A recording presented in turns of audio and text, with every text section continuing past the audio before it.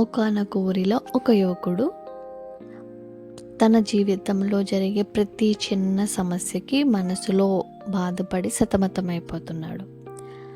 ఆ యువకుడు ఆ ఊరిలోనే ఒక గురువుగారి దగ్గరికి వెళ్ళాడు. వెళ్ళి తన మనసులో బాధనంతా వివరించాడు.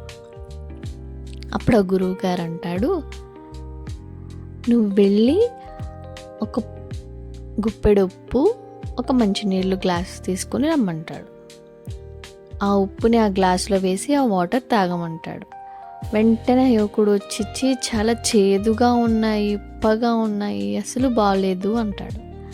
అప్పుడు గురువుగారు ఒక నవ్వు నవ్వి, సరే ఇప్పుడు మనం ఒక సరస్సు దగ్గరికి వెళ్దామని సరస్సు దగ్గరికి తీసుకెళ్ళి అంతే పిడికెడుపుని సరస్సులో వేయమంటాడు. వేశాక ఈ వాటర్ తాగమని చెప్తాడు. వాటర్ తాగగానే యువకుడు ఈ నీళ్ళు చాలా బాగున్నాయి అని చెప్పి తాగేశాడు. ఇప్పుడు గురువు గారు ఆ యువకుడికి ఏం చెప్తారంటే, నీ సమస్యలు ఆ ఉప్పు లాంటివి.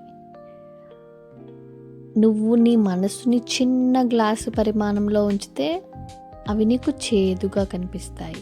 అదే ఇలాంటి సరస్సు పరిమాణం అంత విశాలంగా నీ మనసు ఉంచితే ఆ బాధలు నీకు ఎదుర్కొనగలిగే శక్తి వస్తుంది అని చెప్తాడు.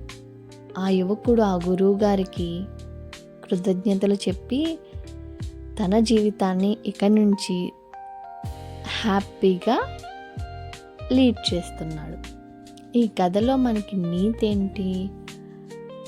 మనసు అనేది విశాలంగా ఉంచుకుంటే దేన్నైనా మనం ఎదుర్కొని నిలబడగలం.